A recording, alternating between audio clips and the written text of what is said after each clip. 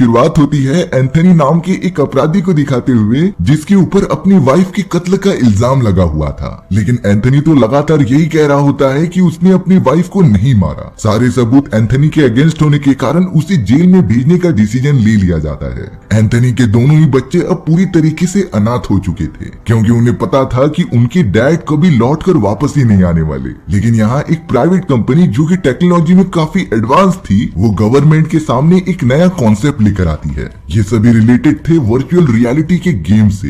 दरअसल company offer कर रही थी उन सारे खतरनाक क्रिमिनल्स और अपराधियों को जिन्होंने अपनी जिंदगी में बहुत सारे क्राइम किए हैं। ये कंपनी वर्चुअल रियलिटी का यूज करके उन क्रिमिनल्स को गेम के अंदर भेजती थी जिसमें उन्हें मल्टीपल लेवल्स को कंप्लीट करना होता है। लेकिन गेम के अंदर जैसे उन्हें चोट लगेगी उसका असर उनकी बॉडी पर भी होगा। यानी कि अगर कोई अपराधी वर्चुअल रियलिटी की उस गेम में मारा गया तब वो रियल लाइफ में भी मर जाएगा। लास्ट में जो भी अपराधी जिंदा बचेगा उसे हमेशा के लिए आजाद कर दिया जाएगा रियल लाइफ में भी। यानी कि वो जेल में जाने की बजाय अपनी जिंदगी आराम से जी सकता था। अब यहाँ एंथनी के पास और कोई रास्ता नहीं होता, इसीलिए उसने कंपनी के ऑफर को एक्सेप्ट कर लिया। यानी कि वो भी और भी बहुत सारे क्रिमिनल्स की तरह गेम को ज्वाइन करेगा और उस खतरनाक वर्चुअल रियलिटी की दुनिया में जाएगा। हमें अब कंपनी के ओनर को दिखाया जाता है जिसका नाम होस्ट था। टोटल 10 अपराधियों को मशीन के अंदर डाला जाता है जिससे कि वो टेलीपोर्ट हो जाते हैं वर्चुअल रियलिटी की दुनिया में। वहाँ पर उन सभी के साथ होस्ट भी मौजूद था जो सभी को गेम्स के रूल्स बता रहा होता है।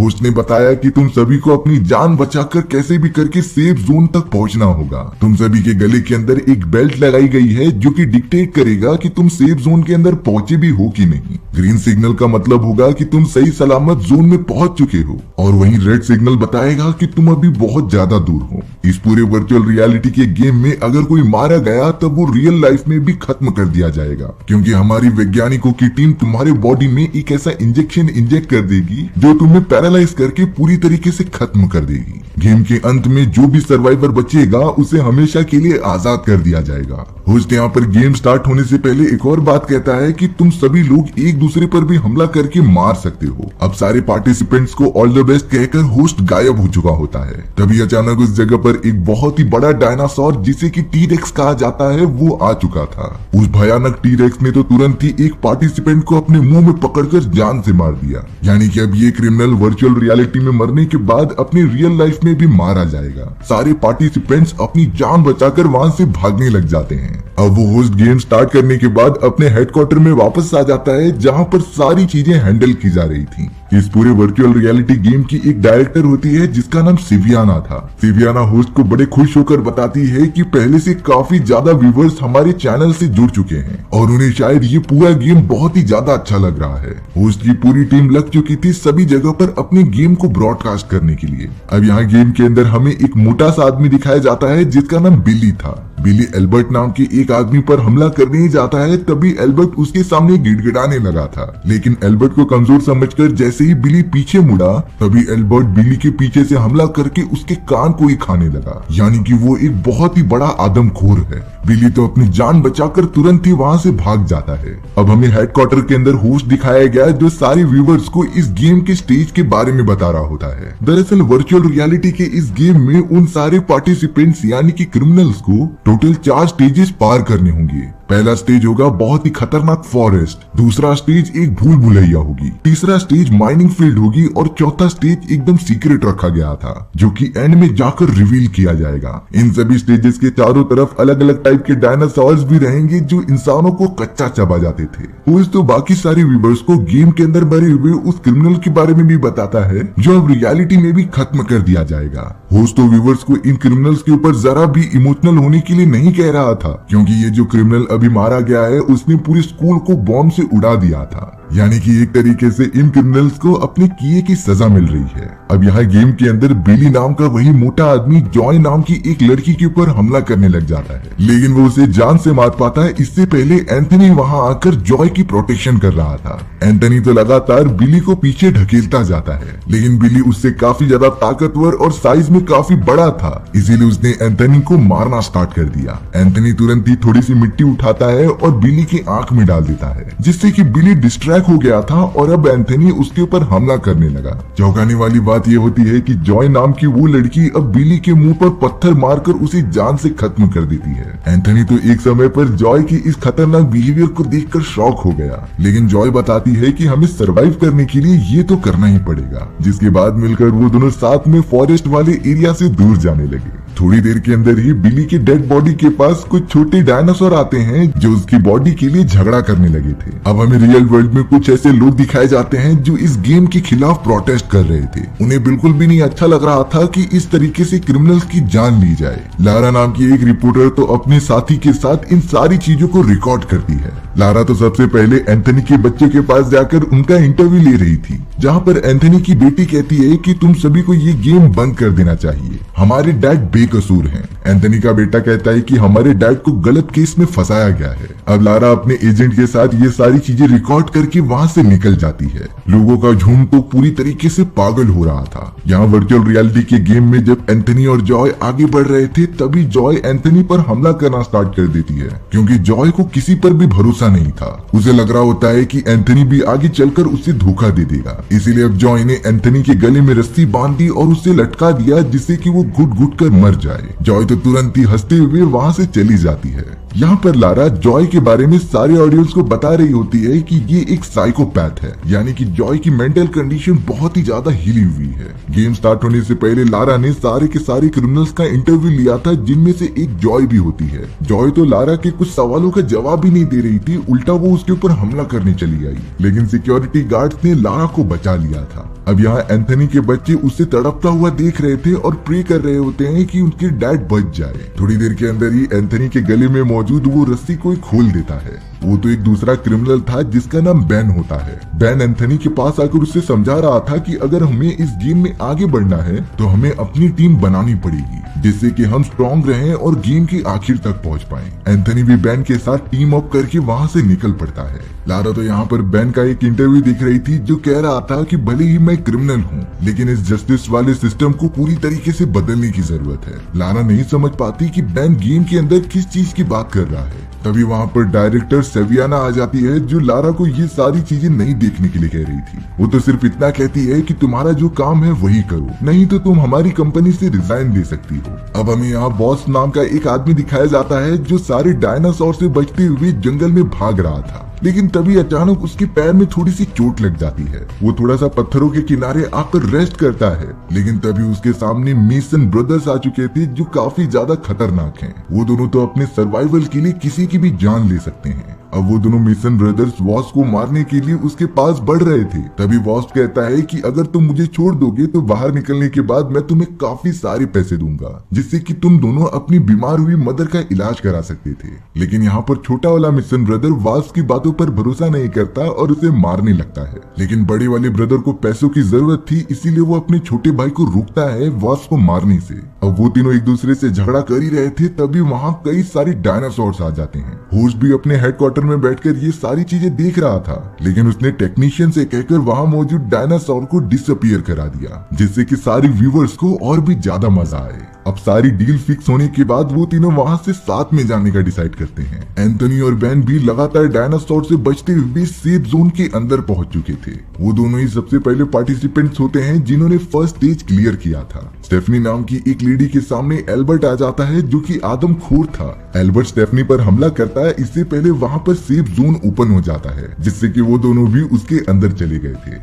ऐसे करते हुए टोटल 8 पार्टिसिपेंट स्टेज 1 को क्लियर करके सेफ जोन में पहुंच जाते हैं। अब वो सब एक छोटे से चेंबर में मौजूद थे, लेकिन उनके गले में जो कॉलर लगा हुआ था उसकी वजह से वो सब बेहोश हो जाते हैं। होस्ट तो व्यूवर्स को बता रहा था कि 10 में से 8 पार्टिसिपेंट ही स्टेज 1 को क्लियर कर पाए हैं और अब बारी थी लेवल 2 यानी कि स्टेज 2 की। अब थोड़ी देर बाद उस छोटे से चैम्बर के अंदर सारे के सारे प्लेयर्स होश में आ जाते हैं। वहाँ पर तो अब होस्ट भी मौजूद था, जो उन सभी को स्टेज 2 के बारे में बता रहा होता है। दरअसल अब उन सारे बचे हुए प्लेयर्स को एक पजल सॉल्व करना पड़ेगा, जो कि उनके स्क्रीन पर मौजूद एक मेज होती है, और जो प्लेयर मेज को सबसे पहले कंप्लीट करेगा उसे एक गन मिलेगी, जो कि काफी ज्यादा पावरफुल है। होस्ट के जाने के बाद सारे प्लेयर्स लगातार लग गए थे मेज को सॉल्व करने के लिए, लेकिन चौंकाने वाली बात ये होती है कि सबसे पहले उस मेज को एल्बर्ट ने कंप्लीट किया और अब वो उस गन को अपने हाथ में ले लेता है। एल्बर्ट ने तो सबसे पहले पहले गुस्से में आकर वॉफ्स के पैर पर गोली मार दी थी, जिसके बाद वो बेन पर पॉइंट करता है क्योंकि वो पूरी तरीके से पागल था। एक गोली तो बेन को ना लगते हुए उसके मेज वाली स्क्रीन पर लग जाती है, जिससे कि बेन का पूरा गेम खराब हो चुका था। लेकिन तब तक एंथनी ने भी अपना पजल सॉल्व कर लिया होता है, जो तुरंत ही एल्बर्ट के पास आकर उसके हाथ से गन छीन लेता है। हालांकि उसने एल्बर्ट को जान से नहीं मारा, लेकिन ये स्टेज इतना भी ज्यादा इजी नहीं होता। अचानक उस चैम्बर के अंदर कई सारी छोटे छोटे डायनासोर अपीयर हो जाते हैं, इसीलिए अब सारे के सारे प्लेयर्स बहुत ही जल्दी अपने मेज को खत्म करने में लग गए थे। उन प्लेयर्स का जैसे ही मेज खत्म होते जा रहा था, वो एक चैम्बर से दूर भागते जाते हैं। लेकिन यहाँ बेन की स्क्रीन तो पूरी तरीके से खराब हो चुकी थी, जो वो अब सॉल्व नहीं कर पाता। बेन की जान बचाने के लिए तो एंथनी ने गन की मदद से उसके हाथ में लगी हुई जंजीर को तोड़ दिया, जिसके बाद वो उसे लेकर तुरंत ही डायनासोर से दूर भागने लगता है। वो डायनासोर्स तो एकदम आदमखोरों की तरह उनका पीछा कर रहे थे। एंथनी तो जितना हो सके सभी की प्रोटेक्शन कर रहा था गन की मदद से, और लगातार डायनासोर को शूट करता जा रहा था। सभी लोग अपनी जान बचाने के चक्कर में एक दूसरे से काफी अलग हो चुके थे। बेन भी एंथनी से अब काफी दूर निकल जाता है, जो चलते हुए अब उसी चैम्बर के अंदर पहुंच गया था जहाँ से उन्होंने स्टार्ट की थी। बेन के सामने तो वही दो खतरनाक डायनासोर होते हैं जो उसे हमला करने के लिए देख रहे थे, पर बेन ने तो अब खुद के प्रोटेक्शन के लिए अपने हाथ में सारी जंजीर बांध ली और उन डायनासोर्स को मारने लगा। लेकिन वो भूल चुका था कि डायनासोर्स उससे काफी ज्यादा खतरनाक और बड़े हैं। उन डायनासोर्स ने तो तुरंत ही बेन पर हमला करके उसे जान से मार दिया। स्टेफनी जो कि एक कोने में चुप रही थी, उन्हें डायनासोर्स ने देख लिया होता है, पर जैसे ही वो वहाँ पर पहुँचता, एंथनी ने डायनासोर को पीछे से गोली मार दी। लेकिन गन की आवाज सुनते ही बाकी सारे डायनासोर भागे भागे वहाँ पर चले आते हैं। अब यहाँ बचे हुए 7 प्लेयर्स एक साथ मिल रहे थे, जो यहाँ से भागने का रास्ता ढूंढते हैं। लेकिन एक टाइम के बाद वो रास्ता पूरी तरीके से बंद हो चुका था। तभी एंथनी की नजर जाती है एक एयर वेंटिलेशन की तरफ। उसने तुरंत ही गन की मदद से वहाँ पर शूट कर दिया, जिससे कि एक छोटा सा रास्ता बन जाता है बाहर निकलने के लिए। सारे प्लेयर्स अब जल्द से जल्द बाहर निकलना स्टार्ट हो गए थे और एंथनी उन सभी डायनासोर्स को पीछे से रोक रहा था। लकीली सारे के सारे प्लेयर सही सलामत बाहर निकल जाते हैं, पर एल्बर्ट अभी भी एंथनी से बदला लेना चाहता था, इसीलिए वो पीछे से उसके ऊपर झपट्टा मार देता है। एल्बर्ट ने तो एंथनी से गन छीन ली थी, लेकिन वो गन से फायर कर ही नहीं पा रहा था क्योंकि उसके अंदर बुलेट्स ही नहीं थी। एंथनी ने तो तुरंत ही एल्बर्ट को जोरदार मुक्का मारकर वहीं बेहोश कर दिया। अब थोड़ी देर बाद ही वहाँ पर होस्ट अपीयर हो जाता है, जो 7 प्लेयर्स को कॉन्ग्रेचुलेट कर रहा था स्टेज 2 क्लियर करने के लिए। सबसे पहले स्टेज 2 को स्टेफनी ने क्लियर किया था, इसीलिए होस्ट उसे एक मैप देता है जो कि आगे चलकर हेल्पफुल होने वाला था। और अब उन 7 प्लेयर्स को स्टेज 3 की तरफ बढ़ना पड़ेगा, जो कि है माइनिंग फील्ड। अब स्टेफनी के पास वो मैप देखने के बाद मेसन ब्रदर ने उससे वो छीनने की कोशिश की। वो दोनों तो बड़ी आसानी से स्टेफनी से मैप ले भी लेते हैं और अकेले ही आगे की तरफ बढ़ने लग जाते हैं। बाकी लोगों के पास भी कोई ऑप्शन नहीं था मेसन ब्रदर्स के साथ जाने के सिवाय। एंथनी और स्टेफनी देख रहे थे कि वहाँ पर और भी बहुत सारे बड़ी बड़ी डायनासोर्स हैं, जो कि शायद वेजिटेरियंस हैं। लेकिन यहाँ पर कुछ ऐसे खतरनाक डायनासोर्स भी हो सकते हैं जो इंसानों को खाते थे। यहाँ रियल लाइफ में लारा सभी को स्टेफनी के बारे में बताती है कि वो कितनी बड़ी किलर है। उसने तो लाइव स्ट्रीम पर अब तक 10 से ज्यादा लोगों की जान ले ली है, और ये सब स्टेफनी ने रियलिटी में किया था। डायरेक्टर सेबियाना का यहाँ पर एक रिपोर्टर इंटरव्यू ले रहा होता है, जो पूछ रहा था कि आखिर ये गेम किस तरीके का बनाया गया है और इसके अंदर किसी क्रिमिनल की जान लेने की परमिशन किसने दी। सेबियाना तो सिर्फ इतना कह रही थी कि ये सारे क्रिमिनल सजा के पात्र हैं और इन्हें अपने किए की सजा मिलनी चाहिए। इसमें उनकी ऑर्गेनाइजेशन को ऐसा कुछ नहीं लगता कि वो क्रिमिनल के साथ कुछ ज्यादा ही कर रहे हैं। और यहाँ वो मेसन ब्रदर्स के पास मैप होता है, जो देखकर आगे बढ़ रहे थे। तभी अचानक पीछे से एक बहुत ही खतरनाक मांसाहारी वाला प्लांट वास्प को पकड़कर खाने लगता है। मेसन ब्रदर तो उसे लगातार जाकर बचाने की कोशिश कर रहे थे। छोटा वाला मेसन ब्रदर लगातार उस प्लांट के ऊपर मारने लगा, जिससे कि वो वास्प को छोड़ देता है। लेकिन प्लांट के अंदर मौजूद एसिड की वजह से वास्प का पूरा चेहरा जल चुका था। यहाँ पर वास्प ने रिवील किया कि उसके पास जरा भी पैसे नहीं है और उसने तुम दोनों से झूठ कहा था। इस बात से बड़े वाले मेसन ब्रदर को बहुत ज्यादा गुस्सा आया और उसने तुरंत ही आकर वास्प को जान से मार दिया। इस पूरे झगड़े के बीच में उनका मैप नीचे गिर जाता है, जिसे कि स्टेफनी ने तुरंत ही आकर उठा लिया था। अब यहाँ बड़ा वाला मेसन ब्रदर नहीं चाहता था कि वो इस गेम को आगे खेले, इसीलिए वो कहने लगा कि वो क्विट करना चाहता है। हालांकि छोटा वाला मेसन ब्रदर झगड़ा करने लगा कि हमने डिसाइड किया था कि ये मिशन हम साथ में कंप्लीट करेंगे। तो इसीलिए हमें आगे बढ़ते ही रहना चाहिए। अब यहाँ तुरंत ही होस्ट अपीयर हो जाता है जो सभी को बता रहा था कि थोड़ी दूरी पर ही एक कंटेनर रखा गया है जहाँ तक तुम्हें पहुंचकर इस मैप को वहाँ इंसर्ट करना पड़ेगा। लेकिन ये चीजें इतनी ज्यादा सिंपल नहीं थी। होस्ट डिमोन्स्ट्रेट करने के लिए एक डायनासोर को वहाँ पर अपीयर करा देता है जो जैसे ही थोड़ा सा आगे बढ़ा तभी वो पूरी तरीके से ब्लास्ट हो गया। यानी कि इस पूरी जमीन के अंदर माइंस बिछाए गए हैं जिसके ऊपर पैर रखने पर तुम ब्लास्ट हो जाओगे। उन सभी प्लेयर्स का काउंटडाउन स्टार्ट हो चुका था और उससे पहले उन्हें कंटेनर के पास पहुंचना है। स्टेफनी के पास तो मैप होता है जिसकी मदद से वो लगातार आगे बढ़ती जा रही थी और बाकी लोग स्टेफनी के पीछे फॉलो करते जा रहे थे। हालांकि बाकी सारे लोग स्टेज क्लियर करके कंटेनर के पास पहुंच जाते हैं, लेकिन तभी बड़े वाले मेसन ब्रदर ने एंथनी को पकड़ लिया और कहने लगा कि मैं ये गेम नहीं खेलना चाहता। एंथनी तुरंत ही अपने आप को छुड़ाता है और मेसन ब्रदर को दूर ढकेलते हुए स्टेज के अंदर चला जाता है। टाइम अप होने के कारण बड़ा वाला मेसन ब्रदर अब अंदर नहीं आ सकता, जिसके बाद मेसन ब्रदर के गले में लगा हुआ वो बेल्ट पूरी तरीके से ब्लास्ट हो गया और वो वहीं एलिमिनेट हो जाता है। मेसन का छोटा वाला भाई बहुत ही ज्यादा रो रहा था। फिलहाल के लिए बचे हुए सारे लोग आगे बढ़ना जारी रखते हैं। अब अचानक उन सभी पर उड़ने वाले डायनासोर्स ने हमला करना स्टार्ट कर दिया था। उन डायनासोर्स ने तो छोटे वाले मेसन ब्रदर को पकड़ा और ऊपर की तरफ उड़ाने लगे, जिसके बाद वो छोटे वाले मेसन ब्रदर को छोड़ देते हैं और वो डायरेक्टली माइनिंग फील्ड पर आकर गिरा। वहाँ पर एक बड़ा सा धमाका होता है जिससे कि वो वहीं पर मारा गया था। स्टेफनी और बाकी सारे लोग जल्द से जल्द उस कंटेनर के पास पहुंच जाते हैं और अपना मैप रखकर वो इसे एक्टिवेट कर देती है, जिससे कि अब उन सभी ने मिलकर 3rd लेवल को भी कंप्लीट कर लिया था। स्टेफनी को तो उस कंटेनर में से एक नाइफ और बुलेट्स मिलती हैं, इसीलिए वो सभी को कह रही थी कि मेरे पास अपर हैंड है और मैं जैसा चाहूंगी वैसा ही होगा। अब यहाँ फॉरेस्ट के अंदर आने के बाद स्टेफनी, एंथनी और एल्बर्ट एक दूसरे से बातें कर रहे थे कि हमें सरवाइव कैसे करना है। एंथनी कह रहा था कि मैंने कुछ समय से जॉय को देखा ही नहीं, आखिर वो कहाँ चली गई। स्टेफनी इसका जवाब देती है कि मुझे दूसरों से कुछ मतलब नहीं है, तुम्हें अगर ढूंढना है तो जाओ, लेकिन मैं तुम्हें बुलेट्स बिल्कुल नहीं दूंगी। एंथनी तो अब सीधा जॉय को ढूंढने के लिए बाहर चला जाता है। जॉय तो एक किनारे पर खड़े होकर नजारे का मजा ले रही थी। एंथनी तो जॉय के पास आकर कह रहा था कि तुम्हारी उम्र की मेरी बेटी है और मैं उससे बहुत ज्यादा प्यार करता हूँ। एंथनी ने तो जॉय के सामने ये भी कन्फेस किया कि उसने अपनी वाइफ का कत्ल नहीं किया था, बल्कि उसकी वाइफ को तो किसी क्रिमिनल ने मारा था जिसने दरवाजा तोड़कर मेरी वाइफ के पेट में चाकू मार दिया। लेकिन इन्वेस्टिगेशन में पुलिस ऑफिसर्स ने कहा कि मैंने अपनी वाइफ का कत्ल किया है। यहाँ पूरी तरीके से बातें बताने के बाद जॉय कहती है कि तुम मुझे ये सारी चीजें क्यों कह रहे हो, मुझे कोई परवाह नहीं है कि तुम्हें सजा मिलती हुई है या नहीं, मैं यहाँ पर सिर्फ गेम जीत कर यहाँ से फ्री होने आई हूँ। अब अचानक एंथनी और जॉय को स्टेफनी के चिल्लाने की आवाज आने लगती है। यहाँ बाद में पता चला कि एल्बर्ट तो स्टेफनी को काटने लगा है। एंथनी तुरंत ही स्टेफनी को बचाता है और एल्बर्ट को मारने लग जाता है, लेकिन यहाँ एल्बर्ट ने एक छोटा सा लकड़ी का टुकड़ा एंथनी के पेट में घुसा दिया था। एल्बर्ट के पास स्टेफनी का दिया हुआ अब बुलेट्स भी होते हैं और एक चाकू भी था, जिसकी मदद से वो उन दोनों पर हमला भी करने लगा। एंथनी जो काफी ज्यादा घायल हो चुका था वो एक पथरीले वाले इलाके पे आकर छुपने लगता है, लेकिन उसकी बॉडी से जो खून निकल रहा था वो पत्थरों पर लगने की वजह से एल्बर्ट उसकी लोकेशन का पता लगा लेता है। दोनों के बीच तो अब घमासान फाइट होने लग जाती है। एल्बर्ट भले ही बहुत ही ज्यादा पतला और कमजोर था, लेकिन उसके पास वेपन होने की वजह से वो एंथनी को काफी ज्यादा मार रहा होता है। पर अब एंथनी किसी भी तरीके से अपनी जान बचाकर वेपन को दूर फेंकता है और एल्बर्ट को नीचे ढकेल देता है। एल्बर्ट तो सीधा अपने वेपन के साथ एक पथरीले वाले इलाके में आ चुका था, लेकिन अचानक उसके चारों तरफ बहुत ही अजीब तरीके के खतरनाक कीड़े आने लगते हैं।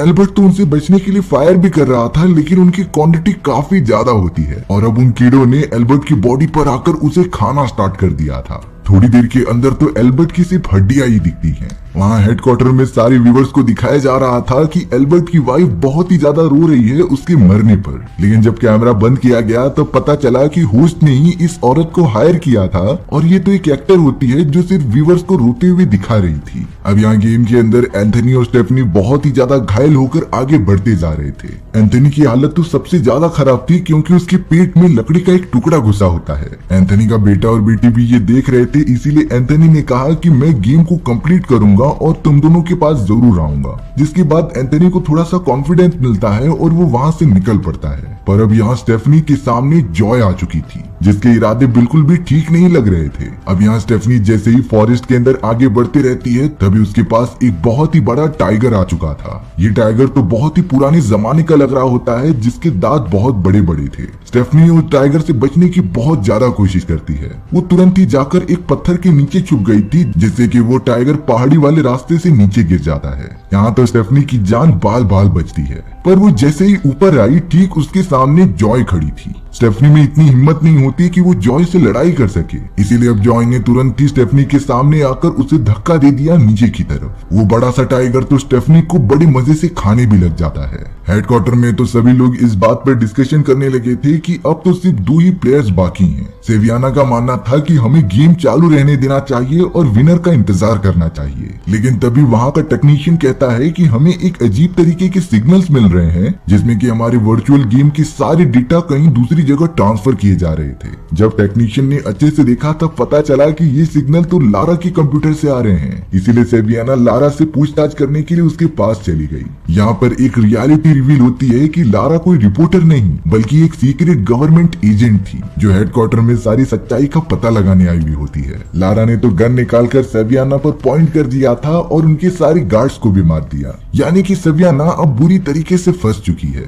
अब यहाँ गेम के अंदर एंथनी और जॉय आमने सामने थे, जो कि एक रेगिस्तान में मौजूद होते हैं, लेकिन वो दोनों एक दूसरे पर हमला करते इससे पहले गले में मौजूद कॉलर ने दोनों को ही बेहोश कर दिया था। थोड़ी देर के बाद वहाँ पर होस्ट अपीयर हो जाता है, जो दोनों को लास्ट स्टेज के बारे में बताता है। एंथनी और जॉय के पैरों को जंजीर से बांध दिया गया होता है एक छोटी सी जगह पर, और होस्ट ने तो इस पूरी जगह पर एक बड़ा सा सर्कुलर पाथ बना दिया था, और इस पूरी जगह पर एक चाबी रखी गई है जिससे कि पैर में लगी हुई जंजीरों को ओपन किया जा सकता है। एंथनी और जॉय दोनों में से जो भी सबसे पहले चाबी ढूंढकर अपने आप को आजाद करके सर्कल की दूसरी तरफ जाएगा, तब वो प्लेयर ये गेम जीत सकता है। ये कहते ही होस्ट वहाँ से गायब हो जाता है। एंथनी तो अब डर के मारे लगातार सैंड के अंदर मौजूद उस चाबी को ढूंढने लगा, लेकिन जॉय तो सीधा एंथनी को मारने के लिए उसके पास आ जाती है। वो तो एंथनी को हर तरीके से चोट देने की कोशिश कर रही थी। यहाँ जॉय ने एंथनी के सामने एक सीक्रेट रिवील किया कि उस रात मैं ही तुम्हारे घर पर आई थी और मैंने ही तुम्हारी वाइफ को जान से मारा। ये सुनते ही एंथनी एकदम से गुस्सा हो जाता है। उसने तुरंत ही जॉय का गला पकड़ा और उसे बुरी तरीके से मारने लगा, लेकिन हेडक्वार्टर में बैठा हुआ वो होस्ट नहीं चाहता था कि ये फाइट इतनी जल्दी खत्म हो, इसीलिए उसने अपने टेक्नीशियन से कहकर उस जगह पर काफी सारे टीरेक्स ला दिए। टीरेक्स डायनासोर को देखकर वो दोनों बहुत ही ज्यादा डर जाते हैं। एंथनी किसी भी तरीके से कूदकर अपनी जान बचा रहा था। जॉय भी लगातार सैंड में मौजूद उस चाबी को ढूंढने लग जाती है, जिससे कि वो अपना पैर की जंजीर खोल सके।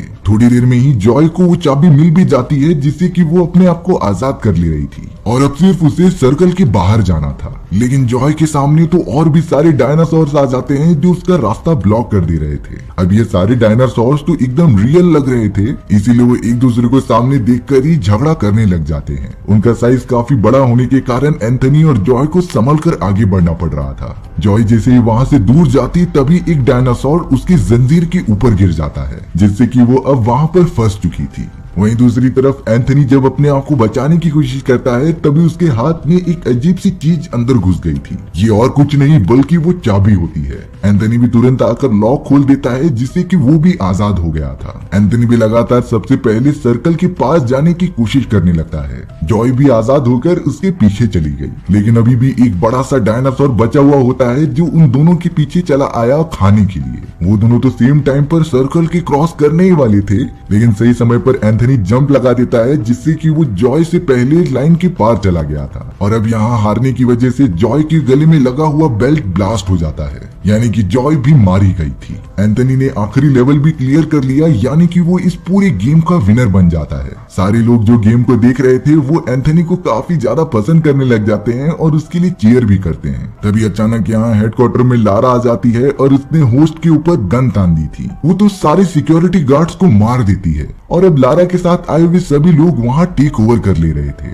लारा तो सभी के सामने बताती है कि ये गेम बहुत ही ज्यादा खतरनाक है और लोगों की जिंदगी के साथ खेला जा रहा है। अब लारा यहाँ खुद अपने साथियों के साथ मिलकर होस्ट को मजा चखाना चाहती थी, इसीलिए उन्होंने होस्ट को उसी वर्चुअल रियलिटी के लास्ट स्टेज के अंदर ट्रांसफर कर दिया। होस्ट के सामने तो अब वही डायनासोर मौजूद होता है। लारा ने तो टेक्नीशियन को भी मार दिया जो होस्ट को बचाने की कोशिश कर रहा था, और अब वर्चुअल रियलिटी में डायनासोर होस्ट को पूरी तरीके से खा जाता है, यानी कि होस्ट रियल लाइफ में भी मारा जा चुका था। थोड़ी देर के अंदर ही स्टेज खत्म होने के बाद एंथनी को रियल लाइफ में होश आ जाता है, लेकिन तब तक उस जगह पर कई सारे सिक्योरिटी गार्ड्स आ चुके थे जो कि कंपनी में काम करते हैं। उन्होंने तो लारा और इसके सभी साथियों पर गोली चलाना स्टार्ट कर दिया। बुरी बात तो ये होती है कि वो एंथनी को भी लारा के साथ समझकर उस पर गोली चला देते हैं। एंथनी अपनी आखिरी सांसों में लारा को ही देखता जा रहा था क्योंकि वो वहीं पर मर चुकी थी। अब हमें कुछ महीनों बाद का सीन दिखाया जाता है जहाँ पता चला कि एंथनी अब रिकवर हो चुका है और उसे अब बेगुनाह साबित करके आजाद कर दिया गया है। एंथनी अपने बेटे बेटियों के साथ बड़े आराम से जिंदगी गुजारने लगा था, लेकिन टीवी पर एक रिपोर्टर बताती है कि द जुरासिक गेम का पहला सीजन बहुत ही हिट गया और हमें इस गेम के सीजन 2 कंडक्ट करने की सारी परमिशन मिल चुकी है, यानी कि आने वाला गेम बहुत ही ज्यादा मजेदार होने वाला है। और इसी तरीके से ये कहानी यहीं पर खत्म हो चुकी थी। सो व्यूअर्स, आपको ये स्टोरी कैसी लगी कमेंट सेक्शन में बताना भूलना मत। और अगर आपको मेरा एक्सप्लेनेशन 1% भी अच्छा लगा होगा ना तो वीडियो को लाइक एंड चैनल को सब्सक्राइब जरूर कर देना। मिलते हैं इसी तरीके की मजेदार वीडियोस में, तब तक के लिए बाय बाय।